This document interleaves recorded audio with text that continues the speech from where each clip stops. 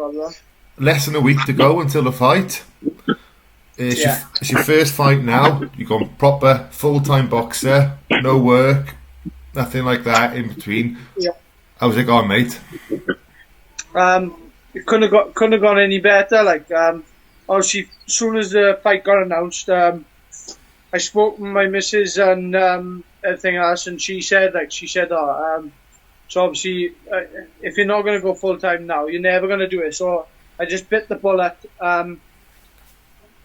Put on Facebook straight away about sponsorship, about people helping me out, and the support I had have been unreal. Like, so it's all down to the support I've had of the sponsors and everything else that I've been able to train full time for this camp, and that's the reason why I'm feeling the best I've felt out of all my pro fights. Really, it's been I can't put it well. The best camp is I've ever had. Like, so. Yeah. Brilliant. So you went out to LA for the second time.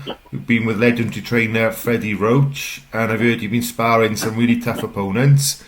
How did it go out there, mate? Yeah, always good sparring out there. That's what we go out there for the work.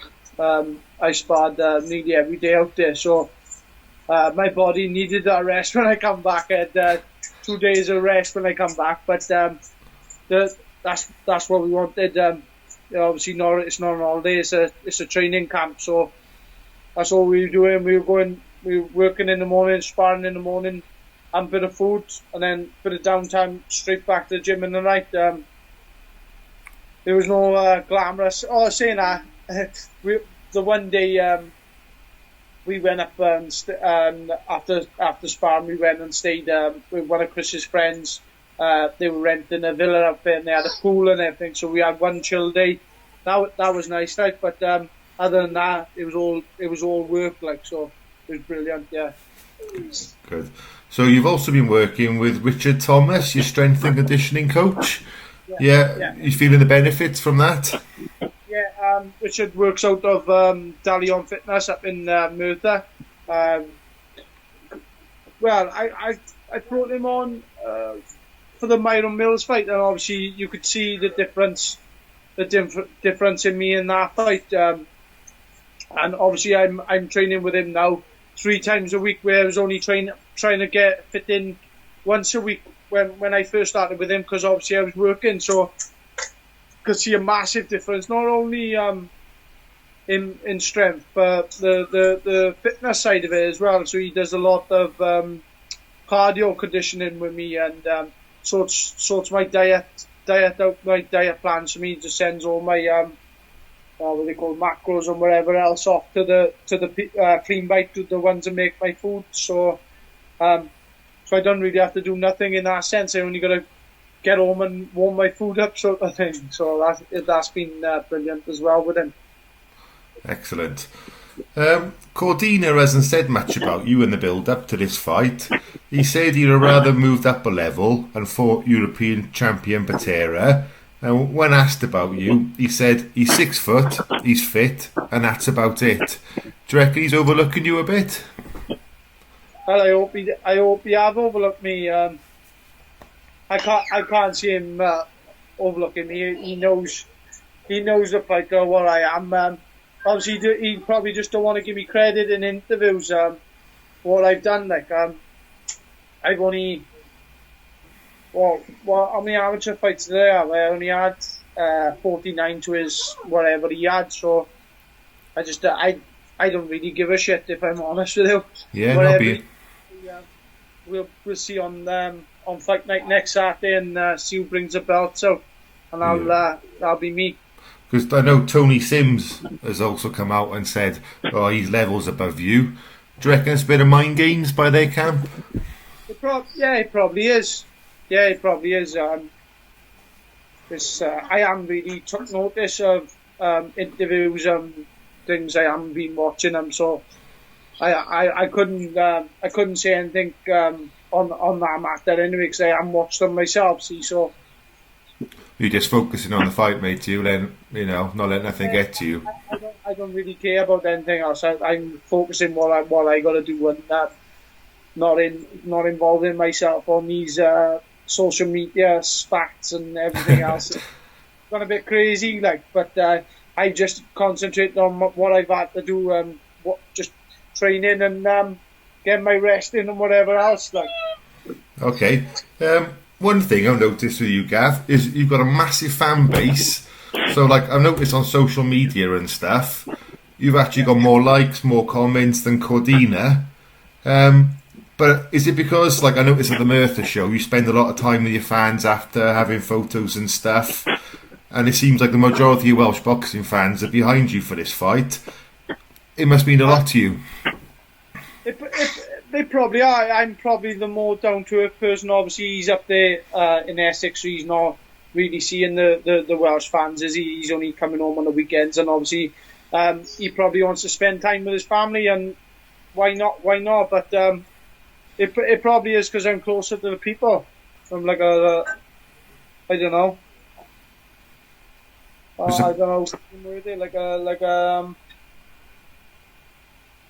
I don't know. Just like a people's champion sort of thing. Yeah, I was just going to say, I've noticed the people's champion's been thrown around a lot, so that must give you good encouragement. Yeah, that's it. Then hopefully, then when I when I bring the belts back, they'll support me in my next fight then, and keep following me in my career sort of thing. So brilliant.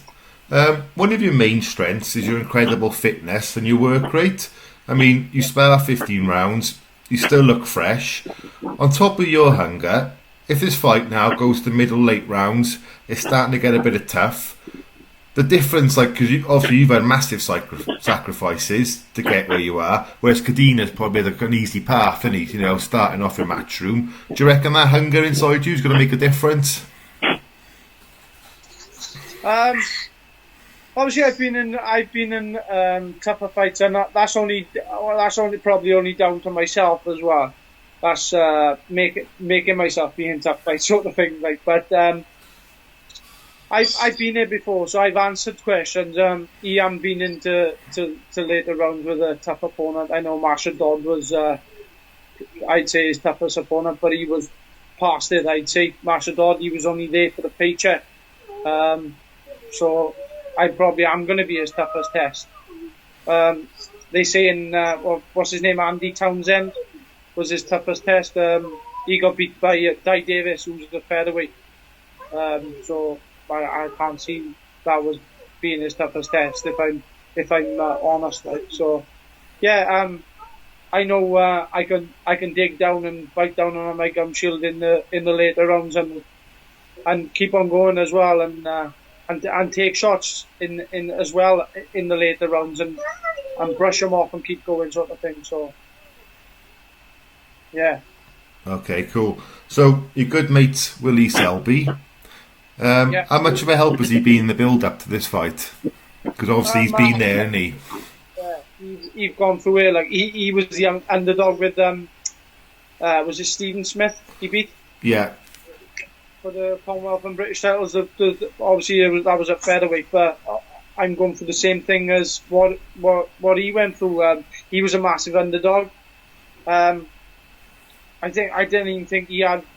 Or he might have one or two sponsors going up into that fight, but then as soon as he won that, everyone jumped on board and everyone wanted to be his friend, sort of thing. But with this sort of fight, that's what he's been saying to me. Everyone will start to want to be a friend, want to start talking to you. So I've just kept my circle of friends close and everything else. But he's been a massive help. The things he's been saying to me and the things of encouragement, when I've been sparring and things like that, the things he's been saying has been immense. So yeah, I couldn't fault him being there in this camp for me. So it's been brilliant.